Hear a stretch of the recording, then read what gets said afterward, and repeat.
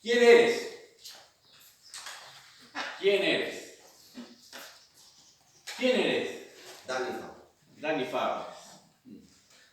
¿Quién eres? Lucas Visoso. Lucas Visoso. ¿Quién eres? Isabela. ¿Ya los conocen a ellos ahora por lo que dijeron? No, ¿saben cómo se llaman nada más? ¿Saben cómo se llaman? Pero no dijo, soy Dani Fabra, me dedico a esto, a aquello, mi familia es tal, vivo en tal lado, o soy Lucas, soy estudiante, soy hijo de Miguel, soy... No dijo todas esas cosas, porque el soy no es solamente el título, soy cristiano. Sí, ese título muchos se lo pegan arriba, muchos se sacan cartel, como se dice, y dicen, soy cristiano. ¿Quién eres? ¿Quién eres? Es importante definir quiénes somos. Si sabemos quiénes somos, sabemos quién está con nosotros. Y sabemos a dónde vamos y sabemos cuál es nuestra esperanza. Estamos en el estudio del libro de Hechos. Libro de Hechos vamos a buscar. Estamos al final del capítulo 21. Ya Pablo rumbo a Jerusalén, rumbo a llevar la ofrenda para los santos, ya anticipado por el Espíritu que iba a sufrir, iba a ser entregado por los de su pueblo en manos de los gentiles. Y allí iba Pablo.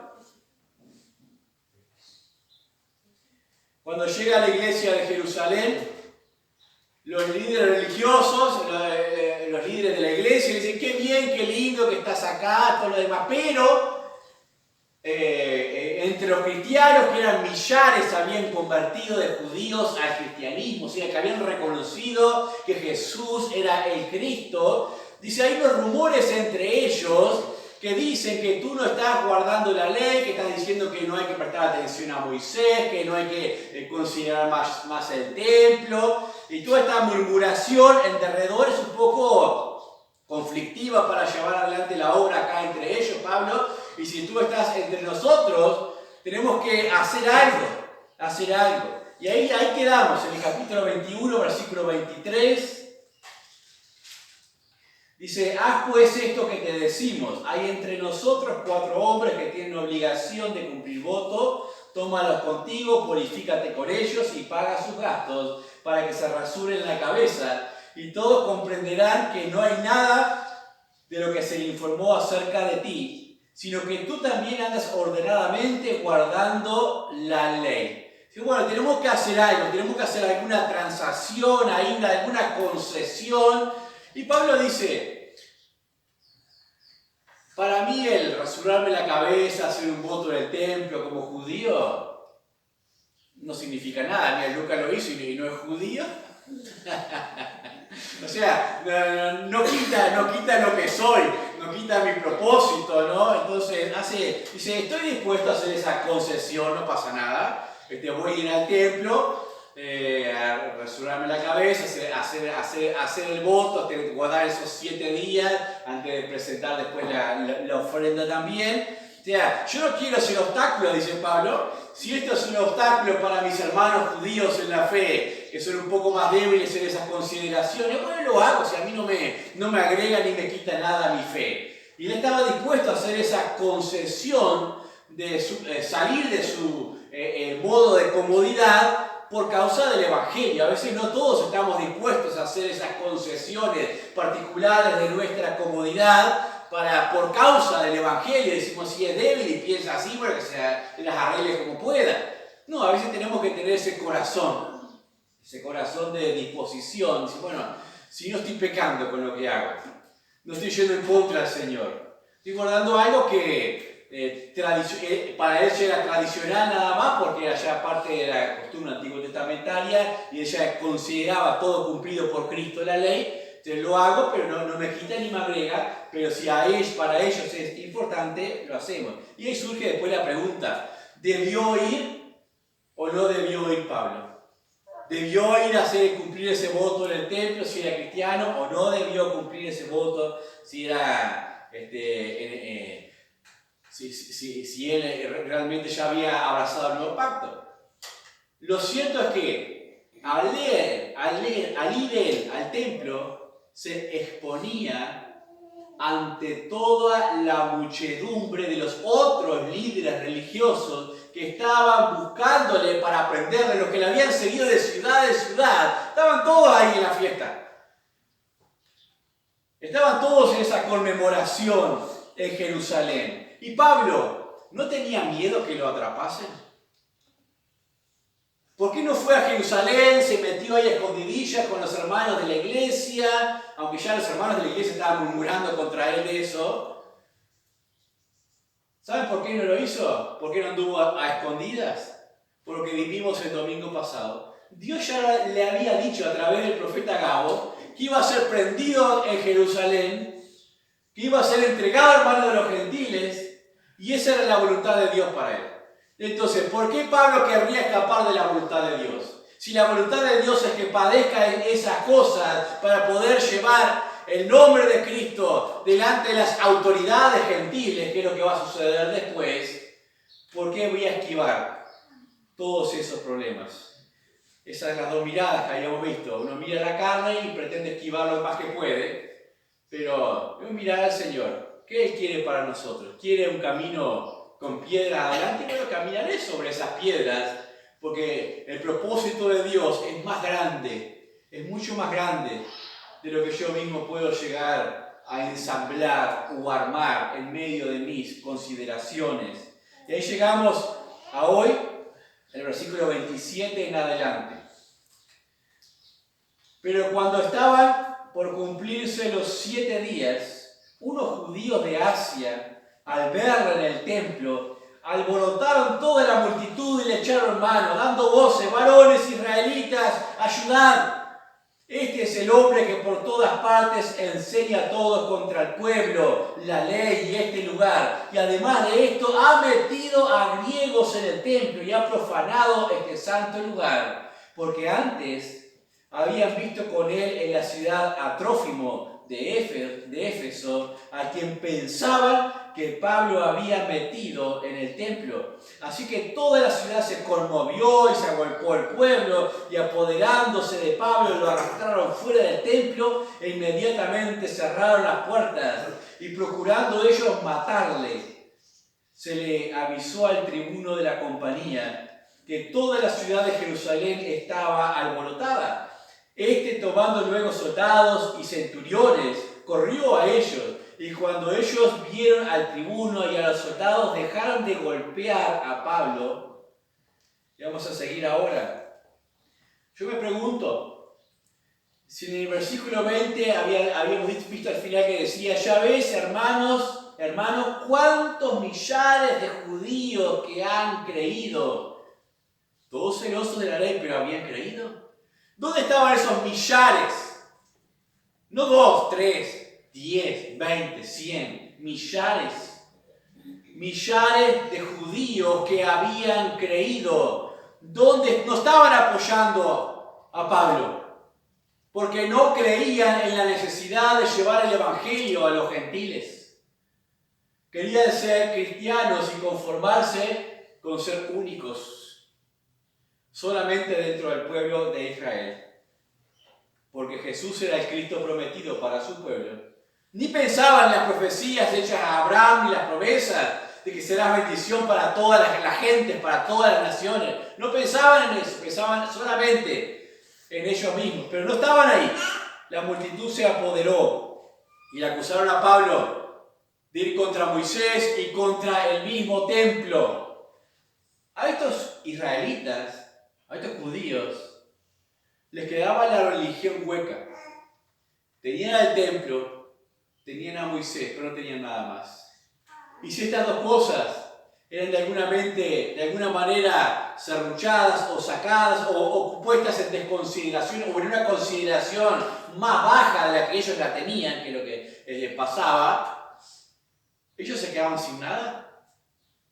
No tenían otra fe. No tenían otra forma, otro lugar donde poner su esperanza. Y allí dijeron, bueno, es que Pablo, ha profanado el templo y ha metido un gentil acá. ¿Era mentira? Pablo no había puesto a Trófimo allí dentro del templo, pero ellos aprovecharon. ¿Por qué dijeron eso? ¿Saben qué? Bajo el gobierno romano, ellos no podían tomar la muerte por sus manos. No podían darle muerte a alguien. Eso les correspondía a las autoridades romanas. Por eso en el caso de Jesús le presionaban y a Pilato le decían, tiene que morir, mátale, porque él era el responsable. Pero acá había una excepción a la regla. El templo era tan sagrado que había órdenes superiores. Sabían que podían tener dominado al pueblo de Israel, siempre y cuando les permitieran seguir con su templo y su tradición en el templo. Entonces había una ley: si se introducía un gentil en el templo, se acababa toda esa paz. Tenían que matarlos a todos y se acababa la paz en Roma, en ese lugar, y toda la tranquilidad. Entonces la ley, el gobierno les permitía darle muerte a un gentil si se introducía en el templo. En este caso a Pablo por introducir a un gentil en el templo, lo cual era obviamente mentira, ¿no? Pero lo cierto es que Pablo se quedó solo. Cuando dice acá dejaron de golpearlo, se llevaron fuera, ¿qué estaban haciendo? ¿Lo estaban linchando? Eso estaba sufriendo el apóstol Pablo, un linchamiento por causa de una multitud y los millares de creyentes ajenos a eso. No le iban a defender y capaz que alguno todavía estaba allí tirando algún golpe también. Estaba literalmente solo. No, te cuidará el Señor. Te cuidará el Señor, como que oíamos cantar recién. Estaba el Señor con él y ya le había anticipado que eso iba a pasar. Pero quiero notar por qué sucedió todo eso. ¿Por qué los creyentes no estaban apoyándole? ¿Por un rumor? Nada más, por un chisme. Se había levantado entre los creyentes de Jerusalén ese chisme de que Pablo estaba en contra de la ley, en contra de Moisés. Y no era cierto, no era cierto. Porque Pablo iba a la sinagoga y enseñaba allí en la sinagoga, no tenía problemas con la ley de Moisés, porque toda la ley de Moisés apunta a Cristo. Al revés, o sea, siempre la usó como base de sus enseñanzas para después llevarles a la verdad. Pero eso hacen a veces los chismes y los rumores condicionan el andar de los creyentes. Condicionan el andar y la fidelidad de los creyentes. Por eso hay que tener cuidado con esas cosas, ¿no? Entonces, gracias a Dios, llegó oídos del tribuno y vino con su compañía de soldados, con los centuriones, y los apartaron a todos y salvaron de ese linchamiento a Pablo. Y allí estaba el versículo 33. Entonces, llegando el tribuno, le prendió y le mandó atar con 2 cadenas y preguntó, aquí viene la pregunta, ¿quién era y qué había hecho? Pero entre la multitud, unos gritaban una cosa y otros otras, y como no podía entender nada de cierta causa del alboroto, le mandó llevar a la fortaleza. Al llegar a las gradas, aconteció que era llevado en peso por los soldados a causa de la violencia de la multitud, porque la muchedumbre del pueblo venía detrás gritando, ¡muera! Cuando comenzaron a meter a Pablo en la fortaleza, dijo al tribuno, ¿se me permite decir algo? Y él dijo, ¿sabes griego? Era tanta furia de esta gente, tanta furia, que dice que lo tuvieron que llevar en andas. Capaz que lo habían encadenado y lo agarraron acá a los soldados, entre 4 o 6, y lo llevaron así entre la multitud porque se los comían vivos. Se lo querían realmente arrebatar. Ahí estaba el enemigo con toda su furia. Me recuerda un poco lo que pasaba al mismo tiempo de la crucifixión de Cristo, esa furia de la multitud que no tenía razón en realidad, no tenía nada sustancial para decir hay que matarle, pero el diablo se había apoderado de su entendimiento, le había cegado de tal manera. Pero ahí estaba Pablo, y lo que estoy viendo es que Pablo estaba dispuesto a asumir cualquier costo por seguir al Señor Jesucristo. No miraba atrás, Uno decía, debió haberle hecho caso a los hermanos allí en Asia que me dijeron no subas a Jerusalén. No miraba para atrás, porque esa era la voluntad de Dios. ¿Estamos dispuestos a asumir cualquier costo por la voluntad de Dios? No va a ser fácil. Dios no garantiza un camino sencillo hacia adelante. Pero Pablo dice, se me permite decir algo, golpeado, ya linchado, me imaginen el dolor en su rostro, sus ojos, su boca, todo inflamado ya. Se me permite decir algo. Y ahí se prendió el tribunal. Mirá, habla griego, no es un judío más. No es Pero que veo acá el dominio propio que tenía el apóstol Pablo. Pablo no andaba en las alturas de sus sentimientos. ¿Cómo te sentirías tú en ese momento? El resto de los cristianos no te apoyaron. Viniste a traer la ofrenda para ellos y no te apoyaron. Te prendieron, te golpearon, te querían matar. Estabas solo ahí. Te tienen que llevar en andas. Si Pablo hubiera estado en las alturas de sus propios sentimientos, dije que me lleven allá a la fortaleza y me curen allá y que estos judíos se pierdan en el infierno. O estos creyentes no les voy a servir más ni les voy a enviar ninguna carta más de ánimo después. Eso es que andar a la altura de los sentimientos. Pero Pablo andaba en unas alturas mucho más elevadas que a las alturas de la presencia misma de Dios. Esos lugares celestiales, esas expresiones como encontramos cuando le escribe la carta a los hermanos en Éfeso.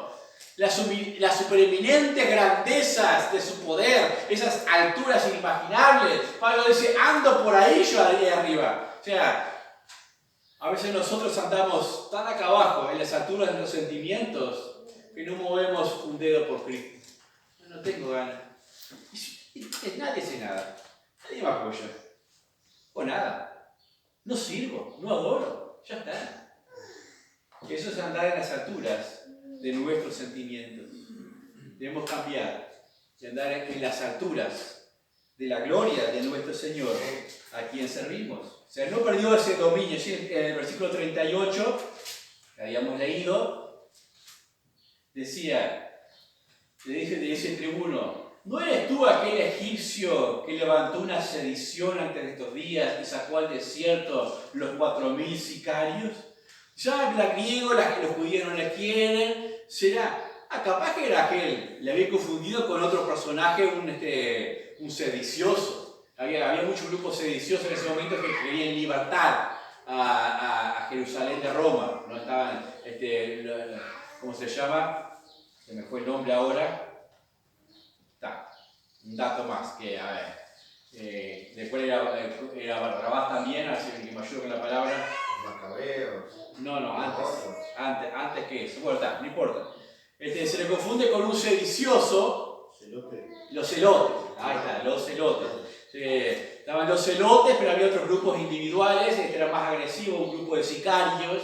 Simplemente eran cuadrillas que iban y atacaban a las guarniciones romanas, a las caravanas y todo ese tipo de cosas para debilitarlos. Pero me voy a quedar con dos preguntas. La del 33. Cuando le pregunta al tribuno, entonces llegado el tribuno, le prendió y le mandó a atar con 2 cadenas y le preguntó, ¿quién era? Pablo, ¿quién eres? ¿Quién eres? Creo que esta pregunta, vamos a ver más adelante, fue importantísima para él afirmarse en medio de todo ese proceso, que un gentil usado por Dios le hace esa pregunta: ¿quién eres? ¿Quién eres? El versículo 38, para que no se distraiga de esa pregunta, dice: ¿no eres tú aquel egipcio? ¿Quién eres? ¿No eres tú acaso fulano? Esas preguntas, ¿quién soy?, le ayudarían a Pablo ahora a dar los siguientes pasos hacia adelante. No debemos perder de vista quiénes somos. Yo te pregunto a ti, ¿quién eres? No me digas Lucas, no me digas Dani, porque a veces nuestro solo nombre no nos va a ser suficiente, cuando realmente apremie la prueba o la tentación. Capaz que el nombre, no sé si el apellido es suficiente como cuña para entrar en algún puesto por ahí. Pero no contra el diablo. Contra el diablo solo nombre no sirve para nada. ¿Cuánta gente, cuando la gente busca nuestro mal, o cuando las cosas vemos que se derrumban a nuestro lado, nuestra empresa se derrumba, nuestro proyecto se derrumba, tengo que tomarme ese tiempo de meditar y decir, ¿quién soy? Saber quién soy es lo que me va a permitir definir lo que voy a hacer hacia adelante. Si no sé claro quién soy, me voy a llenar de un montón de dudas, de incertidumbre, y no voy a saber tal vez cómo moverme hacia adelante, porque voy a ser dominado por mi entorno. Cuando sé quién soy, domino mi entorno. No voy a impedir que suceda lo que sucede, pero domino mi entorno porque me mantengo de pie. En el 22.1 dice, varones hermanos y padres, oíd ahora mi defensa ante vosotros. Ahí estaba la multitud enfurecida, mátenle, y los hace callar, porque dice en el versículo 2, y al oír que les hablaba en lengua hebrea, guardaron más silencio, y les dijo, yo de cierto soy judío, nacido de Tarso de Cilicia, pero criado en esta ciudad, instruido a los pies de Gamaliel, estrictamente conforme a la ley de vuestros padres, celoso de Dios, como hoy lo sois todos vosotros. Perseguí yo este camino hasta la muerte, prendiendo y entregando en cárceles a hombres y mujeres, como el sumo sacerdote también me es testigo, y todos los ancianos, de quienes también recibí cartas para los hermanos. Fui a Damasco para traer presos a Jerusalén también a los que estuviesen allí, para que fuesen castigados. ¿Quién soy? Les habla en lengua hebrea. ¿Saben que muchos de los que estaban ahí no dominaban la lengua hebrea? Porque habían venido de todos los lugares a la fiesta de Jerusalén, habían subido a ese lugar como en el día de Pentecostés, en el tiempo que llega el Espíritu. Por eso en las lenguas cada uno les oía hablarse en su propio idioma. Ese milagro que Dios hace en esa oportunidad. Y acá estaba lo mismo, algunos tenían su propio idioma y habían perdido esa lengua natal. Y Pablo les habla, y eso era respetado por los judíos. Era respetado por ellos, y más cuando le habla bien de lo que es la ley. Pero vamos a ver la defensa del apóstol Pablo, lo que va a presentar él. Él les va a hablar de su experiencia con Cristo. Él les va a hablar de su experiencia con Cristo. Para él definir quién era, tiene que recordar su experiencia con Cristo. Y para yo saber quién soy, tengo que recordar mi experiencia con Cristo.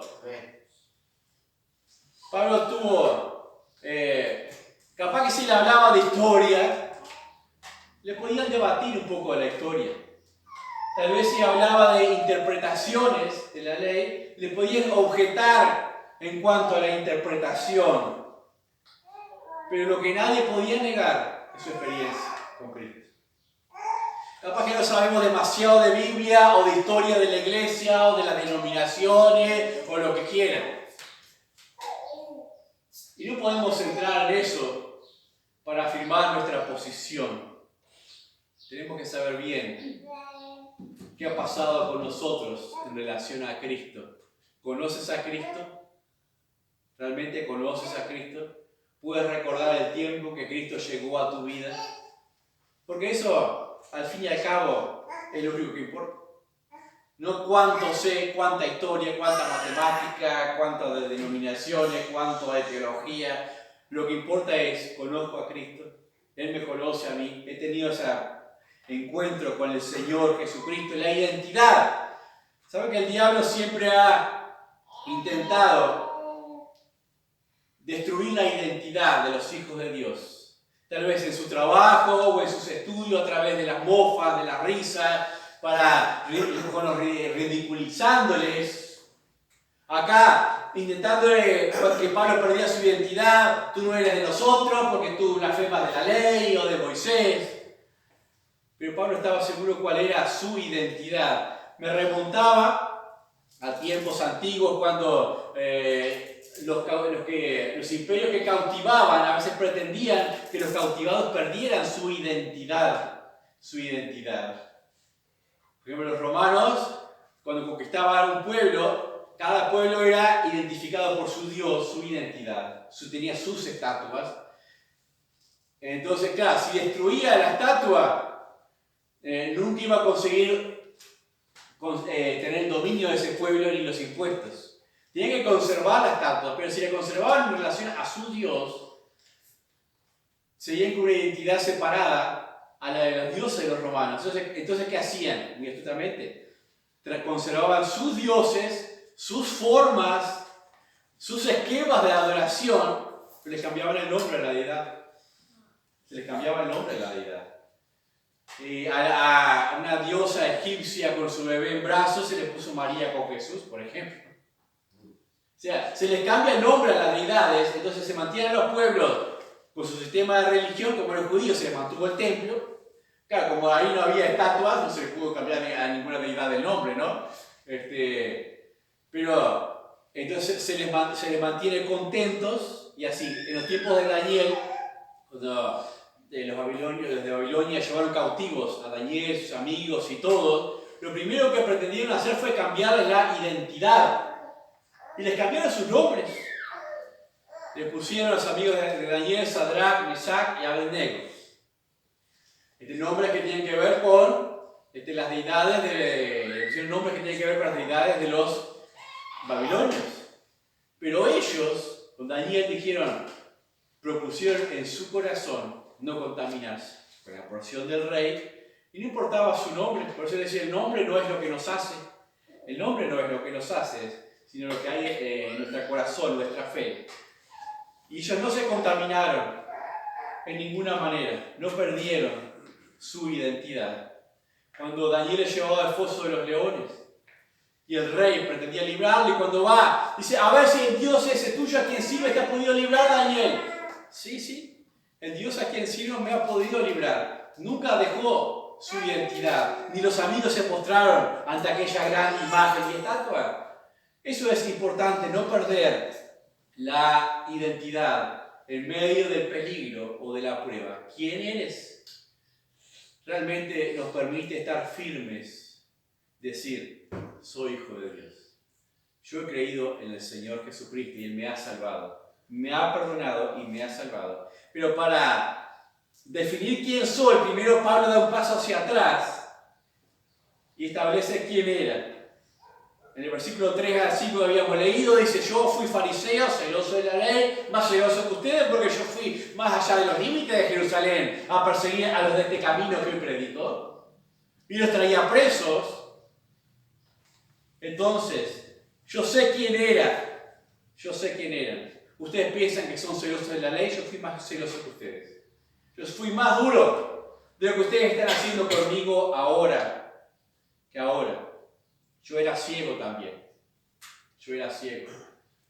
pero la luz de Cristo me alcanzó en el camino a Damasco y me transformó. Fui ciego y ahora veo. Y lo que Pablo hace con eso es, dice, los entiende. Se llena de compasión por ellos. No está en los sentimientos, está más acá arriba, en el amor que es sobre todo. Y les mira y dice, yo fui como ustedes, así que no me extrañe lo que están haciendo, ni les condeno por ello, porque yo lo hice. Yo estuve de ese lado. ¿Quién era? Pero el versículo 6 al 9 habla del momento del cambio, la confrontación con Cristo. Dice, pero aconteció que yendo yo al llegar cerca de Damasco, como a mediodía de repente me rodeó mucha luz del cielo y caí al suelo y oí una voz que me decía, Saulo, Saulo, ¿por qué me persigues? Yo entonces respondí, ¿quién eres, Señor? Y me dijo, yo soy Jesús de Nazaret, a quien tú persigues.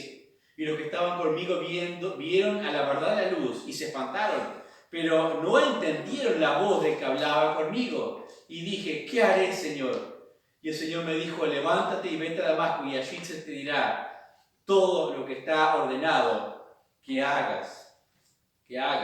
La confrontación. Andaba en la luz que ustedes están ahora. en la luz de este mundo, en la luz de una religión, pero estaba en tinieblas espirituales.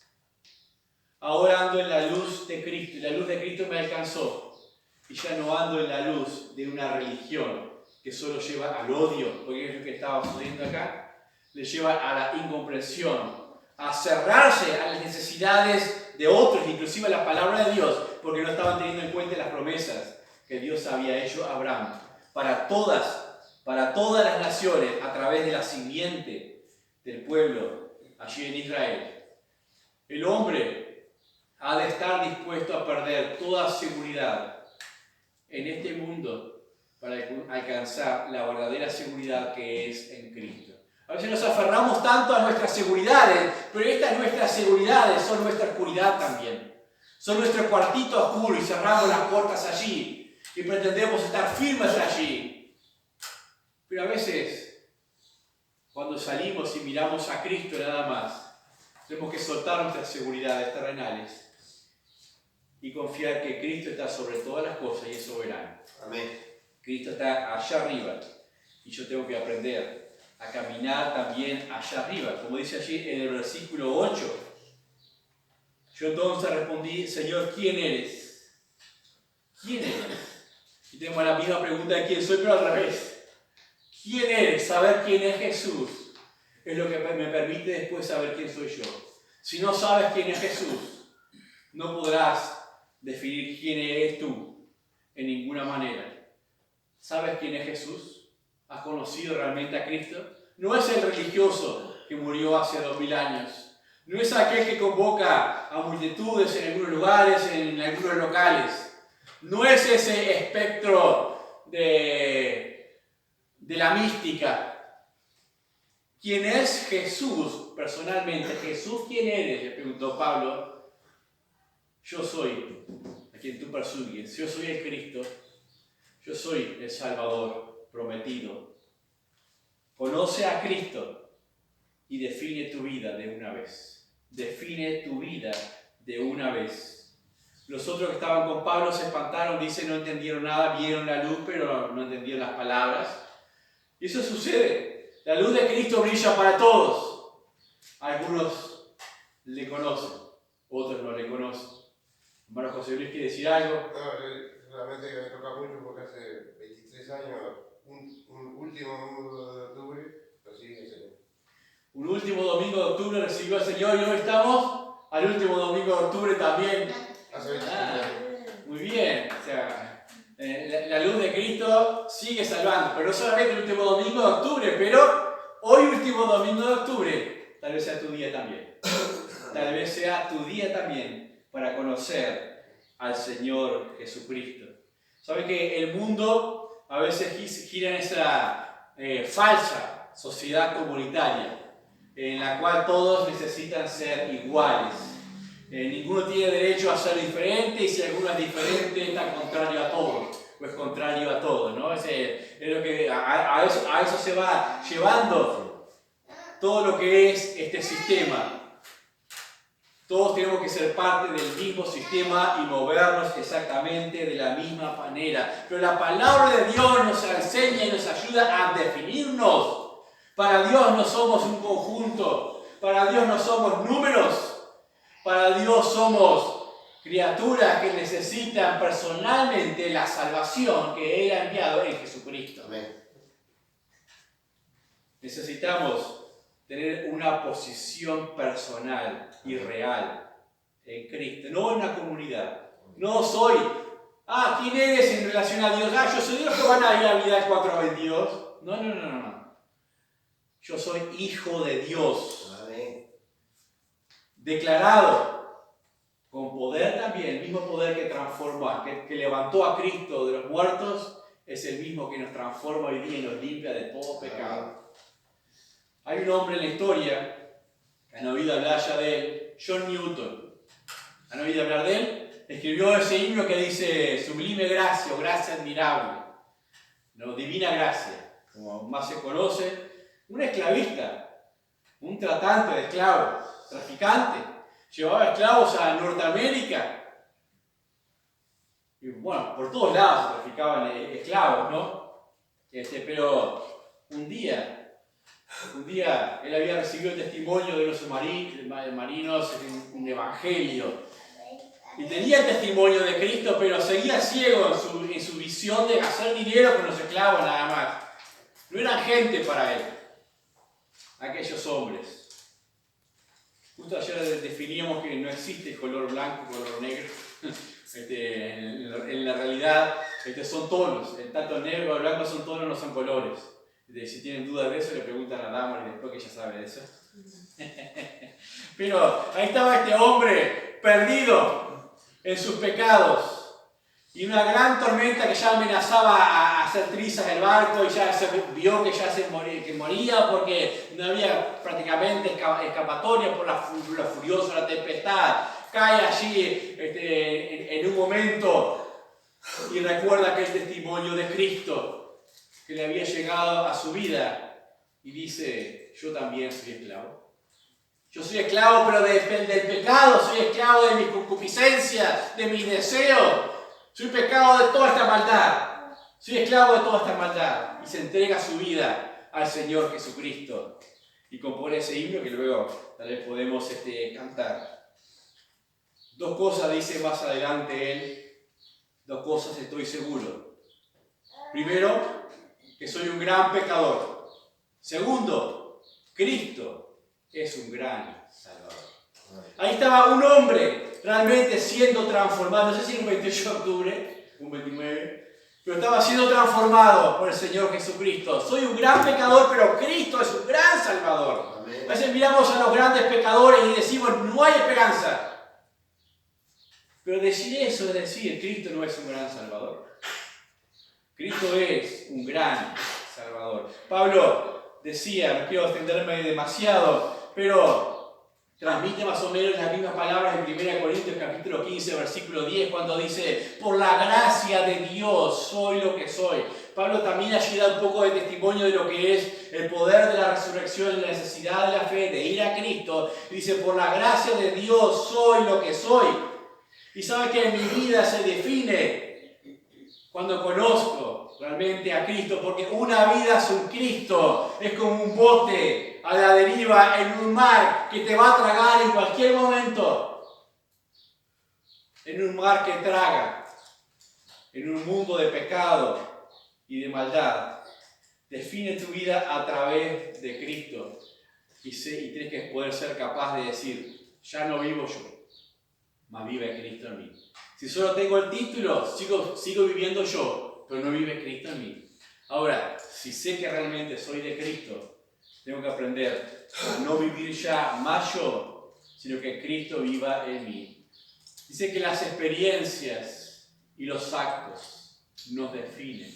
Hay un dicho que dice: el hábito, ¿es cierto ese dicho? No es cierto. Les voy a tirar algo por tierra. El dicho: el hábito no hace al monje, ¿no es cierto? El hábito hace al monje. ¿Sabían eso? El hábito hace al monje porque el monje no conoce a Cristo. Entonces tiene una religión. El hábito le hace religioso. El hábito hace al monje, pero el hábito no hace al cristiano. Ahí está la clave.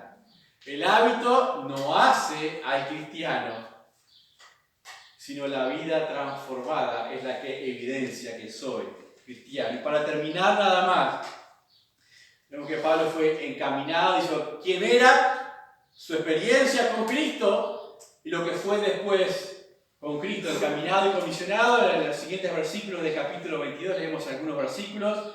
Dice por ejemplo el 10, y dije: ¿qué haré, Señor? Y el Señor me dijo: levántate y ve a Damasco, y Jesús te dirá todo lo que está ordenado que hagas. Y como yo no veía a causa de la gloria de la luz, llevado de la mano por los que estaban conmigo, llegué a Damasco. Entonces uno llamado Ananías, varón piadoso según la ley, que tenía buen testimonio de todos los judíos que allí moraban, vino a mí y acercándose me dijo: hermano Saulo, recibe la vista. Y yo en aquella misma hora recobré la vista y lo miré. Y él dijo: el Dios de nuestros padres te ha escogido para que conozcas su voluntad y veas al justo y oigas la voz de su boca, porque serás testigo suyo a todos los hombres de lo que has visto y oído, Ahora pues, ¿Por qué te detienes? Levántate, bautízate y lava tus pecados invocando su nombre. Y me aconteció, vuelto a Jerusalén, llorando en el templo, me sobrevino un éxtasis, le vi que me decías, date prisa y sal prontamente de Jerusalén, porque no recibirán tu testimonio acerca de mí. Al inicio tuvo que huir de Jerusalén, pero al final Dios le dice, tienes que ir allí, vas a sufrir. Al inicio no era el tiempo. Dios tiene un tiempo. Dios tiene un tiempo para todas las cosas. Y Dios en ese tiempo había enviado a Ananías a ayudarle a él, encaminado y comisionado. Cuando si leemos algunos versículos después, más adelante, por ejemplo, en el 20 dice, cuando hablaba de Esteban, y cuando se derramaba la sangre de Esteban, tu testigo, fui testigo yo mismo, también. Yo mismo también estaba presente y consentí en su muerte y guardaba sus ropas de los que le mataban. Pero me dijo, ve, porque yo te enviaré lejos a los gentiles. Pablo recordaba el testimonio de Esteban. ¿Por qué recordaría algo del inicio ni siquiera antes de convertirse, cuando era perseguidor, que traían las ropas de Esteban mientras le apedreaban y él consentía con la muerte de Esteban? Porque aquel testimonio de la vida de Esteban, él vio quién era Esteban. Porque siendo apedreado, levantó sus ojos al cielo y se vio la gloria de Dios. Y ora, y Padre, perdónales también a estos hombres este pecado. Y Pablo estaba allí, miraba en su orgullo de pecado religioso, miraba todo aquello y veía un hombre definido. Un hombre que sabía quién era. Y para poder mencionarlo ahora, tantos años después, ese testimonio debió haber dejado una huella en su corazón. Ese testimonio debió haber dejado una impresión importante en su corazón todo este tiempo, y ahora lo recuerda. Y ahí estaba más o menos en mi situación, ahora ya había sido apedreado también Pablo, ahora iba a ser patoteado y linchado, y no le importaba porque recordaba aquel testimonio. Si sería importante, el testimonio que dejamos nosotros en medio de las pruebas y las necesidades y los infortunios, porque hay otros que tal vez en ese momento no les sirva mucho, pero en otro momento les podrá servir. En otro momento les podrá servir su testimonio. Tal vez salva su dolor, su necesidad, queriendo igual estar en la reunión. El día de mañana les sirva a Lucía, a Cintia u a otros que dicen, mi madre era fiel, aún en medio del dolor. Es importante. También otra cosa que resalto para terminar es que Pablo dice que fue llevado después del encuentro con el Señor Jesucristo, estuvo con Ananías. Y le encaminó. Somos encaminados a través de los siervos de Dios, de la iglesia, la comunión con los hijos de Dios. Y después va y se va con los ancianos de la iglesia allí en Jerusalén también. Es importante la comunión con los hermanos porque Dios habla, comunica y guía a través de esa comunión. Es necesario que conozcas a justo, que veas a justo, que oigas su boca, pero que des testimonio después de lo que el Cristo ha hecho en tu vida. Me serás testigo. Tu vida va a tener un nuevo propósito, un propósito distinto. Ahora, pero no puedes ser testigo si no lo has sufrido, si no lo has vivido. No podemos hablar de Cristo si no recordamos lo que ha hecho por nosotros. Cuanto más nos olvidamos de quiénes éramos y lo que Cristo hizo por nosotros, más también nos frenamos en dar testimonio de Cristo. Recordemos más seguidamente lo que Cristo ha hecho por nosotros, para dar testimonio a otros de lo que Cristo puede hacer también por ellos. ¿Quién soy? Solamente el que tenga plena certidumbre de salvación compartirá de la salvación. El que no tenga plena certidumbre de la salvación no va a compartir de la salvación con otros. Como dice el Salmo 107:2, díganlo los redimidos de Jehová. Alábenlo, compártanlo los que han sido redimidos. Y los que no, que callen. Como dice, lo cantamos a veces, que callen. los que no le han conocido, pero que hablen los que le han conocido, porque se callan todos. ¿Quién va a conocer? ¿Quién va a llegar a conocer a Cristo? Dice el versículo 18. Habíamos leído el 22, perdón. Y lo oyeron hasta esta palabra. Entonces alzaron la voz diciendo: quita de la tierra a este hombre, porque no conviene que viva. Y como ellos gritaban y arrojaban sus ropas y lanzaban polvo al aire, mandó el tribuno que le metiesen en la fortaleza y ordenó que fuese examinado con azotes para saber por qué causa clamaban así contra él. Vamos a seguir el próximo domingo viendo un poquito qué pasó. Todavía tenía que sufrir azotes todavía. Decimos, pobre Pablo, todo lo que tuvo que sufrir él. Pero ¿quién eres? ¿Quién eres?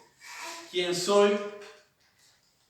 Parte desde el sufrimiento del Señor Jesucristo. Así que definir quién soy a veces en tiempo de sufrimiento no debería ser no debería tener mayores complicaciones para nosotros, porque estamos pensando lo que Cristo hizo por nosotros, por nosotros.